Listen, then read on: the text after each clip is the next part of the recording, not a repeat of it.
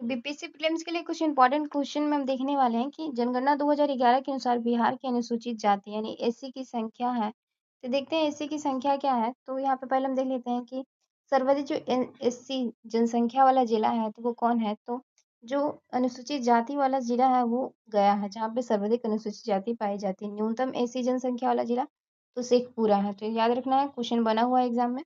तो ज़्यादा एससी कहाँ पाया जाता है? गया में। और न्यूनतम जो एससी जाति है वो कहाँ पाई जाती है? शेखपुरा में।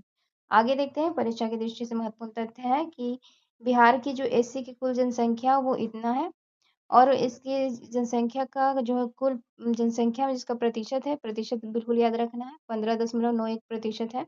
यही पूछा जाता है। तो 15.91% जो है एससी है बिहार में। आगे देखते हैं कि एससी जनसंख्या में प्रथम जिला गया है और अंतिम जिला जो है शेखपुरा है। तो इसको याद रखना है। एसटी के बारे में भी देख लेंगे कि बिहार की अनुसूचित जनजाति की कुल जनसंख्या आपको कमेंट बॉक्स में बताना है, और इसका प्रतिशत मैं बता देती हूँ। तो 1.28 जो प्रतिशत है वो एसटी का है बिहार में। आगे देखते हैं, बिहार की सर्वाधिक एसटी जनसंख्या वाला जिला कौन सा है? तो कटिहार है, जहाँ पे सर्वाधिक एसटी पाया जाता है। आगे देखते हैं, तो बिहार की एसटी जनसंख्या में जो दूसरा जिला कौन सा है? तो पूर्णिया है। पहला तो कटिहार है, दूसरा पूर्णिया है। और देखते हैं कि जहाँ पे जो सबसे कम जो एसटी पाया जाता है वो शेखपुरा है। क्या है?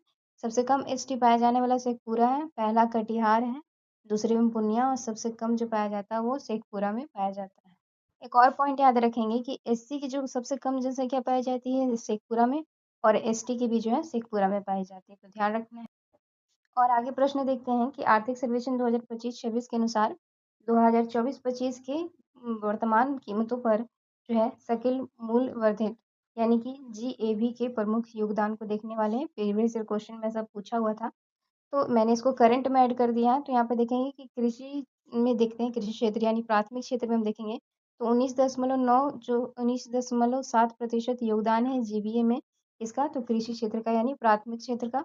फिर द्वितीय क्षेत्र जिसे उद्योग क्षेत्र कहा जाता है, तो 25.3% जो है वो द्वितीय क्षेत्र का योगदान है। सेवा क्षेत्र का देखेंगे तो 55.0% यानी कि 55% जो है तृतीय क्षेत्र का योगदान है।